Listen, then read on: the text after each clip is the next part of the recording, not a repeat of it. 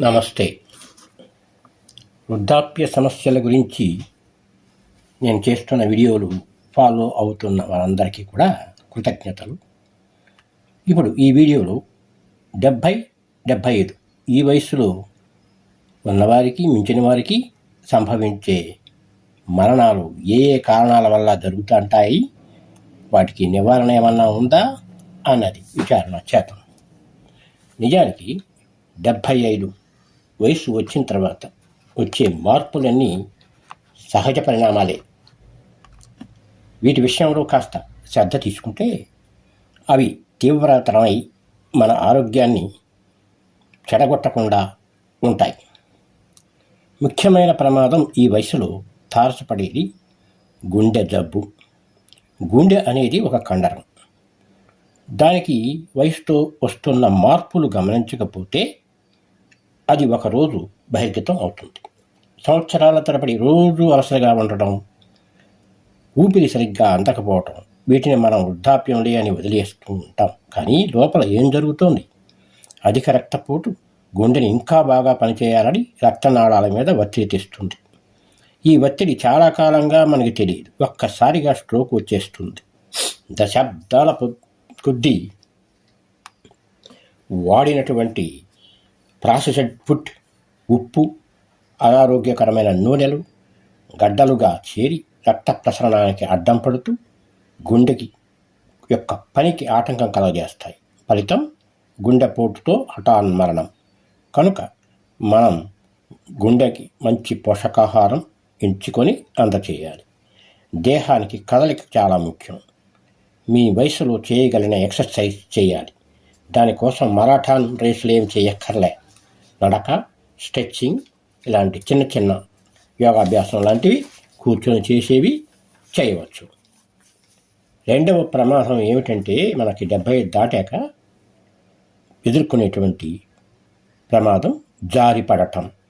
దీనివల్ల ఏర్పడ్డ గాయాలు మనకి ప్రమాదం కలగజేస్తాయి. జారిపడాలని ఎవరు కోరుకుంటారు? హఠాత్తుగా జరిగిపోతుంది కదా.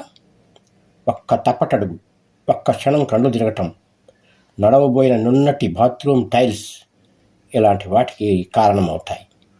అలా పడ్డప్పుడు హిప్ లేదా తలకి అయ్యే గాయాలు నెల నుండి జీవిత పర్యంతం బెడ్ మీద పడేలాగా చేయగలవు.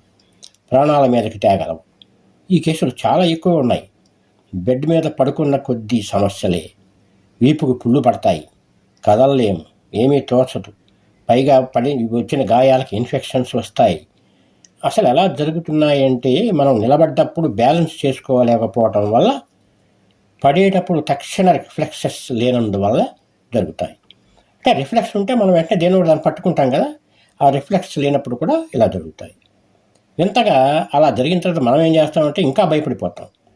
అందుకని ఎక్కడికి కదలకుండా కూర్చుండిపోతాం ఒక చోట. కదిలితే ప్రమాదం ఏమో అనే భయం అన్నమాట. అది ఇంకా ప్రమాదం. దానివల్ల ఏమవుతుంది? దేహానికి కదలిక ఆగిపోతుంది. దేహానికి కదలిక లేకపోతే కండరాలు చచ్చుబడిపోతాయి. ఇదొక విషవలయం.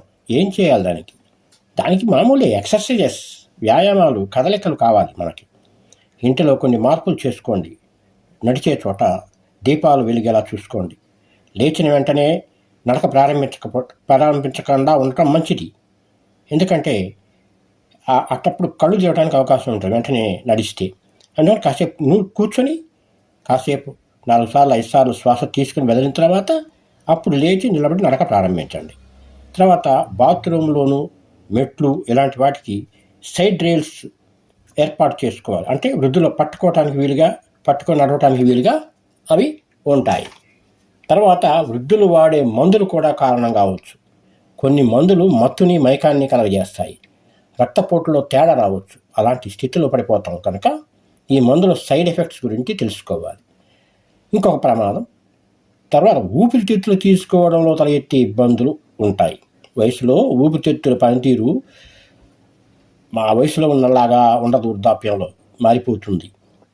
కాస్త దగ్గు, ఊపిరి ఇబ్బంది ఆ వయసు పెద్దదైపోయాం కదా అని పట్టించుకోం. అది తప్పు.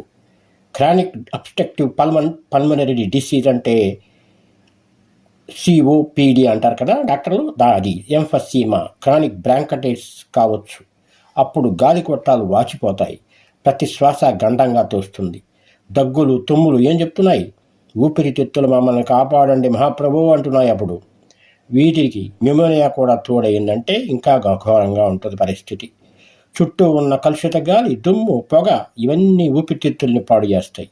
ఇవి కాక పెంపుడు జంతువుల వెంట్రుకలు, వాసనలు తోడవుతాయి ఆస్తమాకి. ఇవన్నీ మీ చుట్టూ ఉన్నాయనుకోండి, నరకంగా ఇంకే ఉంటుంది. ఇంట్లో చుట్టూ గాలి స్వచ్ఛంగా ఉండాలి. నడక, వ్యాయామం ముఖ్యం దేనికైనా. వీలైతే వీటికి వ్యాక్సినేషన్ దొరికితే చేయించుకోవడం మర్చిపోవద్దు.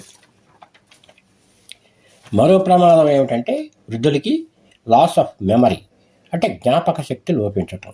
వృద్ధులలో కనిపించే ప్రధాన సమస్య ఇది. ఇది ఒక్కసారి రాదు, క్రమంగా వస్తుంది. దీన్ని కూడా వయసు లక్షణం అనుకుంటాం మనం. దృశ్యాలను గుర్తుపట్టలేకపోవటం, వ్యక్తుల పేర్లు గుర్తుపట్టలేకపోవటం, నిర్ణయాలు తీసుకోలేకపోవటం, ఈ లక్షణాలన్నీ ఉంటాయి. డిమెన్షియా, ఆల్జీమర్స్ కేవలం మెదడుకే కాదు, దేహాన్నంతా ప్రమాదంలోకి నెడతాయి.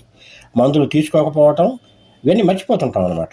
ఈ మంచినీళ్ళు తాగకపోవటం, ఇవన్నీ కూడా ప్రమాదకరమైనమాట. డీహైడ్రేషన్ రావడానికి అవకాశం ఉంటుంది. మందులు తీసుకోకపోతే ఉన్న రోగాలు పెరిగిపోతాయి. ఇవన్నీ మానసిక వైరుధ్యాలు.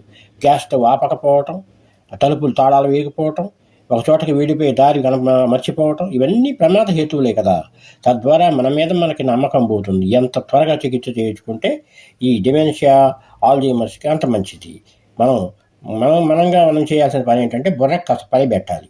అదేంటంటే వ్యాయామం, పుస్తకాలు చదవటం, చదరంగం లాంటి స్కిల్స్ ఇన్వాల్వ్ కావటం, పజిల్స్ పూర్తి చేయటం లాంటివి చేసాం కనుక అప్పుడు బ్రెయిన్కి కాస్త పని దొరుకుతుంది. బ్రెయిన్కి చురుకు పుట్టిస్తుంది. ఇంకో ప్రమాదకరమైన విషయం ఏంటంటే వృద్ధుల్లో ప్రమాదకరమైన విషయం ఇతరుల్లో కలవకపోవటమే. అది మనకు ఎందుకు జరుగుతుందంటే మతిమరుపు, కళ్ళు సరిగ్గా కనపడక, చెవి వినపడక, ఇలాంటి బలహీనతలు వచ్చేస్తాయి కదా వృద్ధాప్యంలో. ఈ వృద్ధులు ఏమనుకుంటారు, ఇన్ఫీరియారిటీగా కాంప్లెక్స్ ఫీల్ అవుతారు. అప్పటిదాకా తలెత్తుకొని డోమ్ అని డామినేషన్ చేసిన వాళ్ళు ఒక్కసారి ఇంద్రియాలు పనిచేయకపోయేసరికి ఇతరులతో కలవలేక ఇన్ఫీరియారిటీ ఫీలింగ్స్ ఉండేసేసి ఒంటరితనం విధించుకుంటారు. ఇది ఆరోగ్యాన్ని మరింత చెడగొడుతుంది. మాసిపోయిన చింతలు, మరిచిపోయిన తప్పులు ఒంటరిగా ఉన్నప్పుడు వేధిస్తాయి, మానసిక శాంతిని పోగొడతాయి. కనుక అందరితో కలవాలి. ఈ వృద్ధులు మిత్రులతో బాత్చీత్ చేయాలి.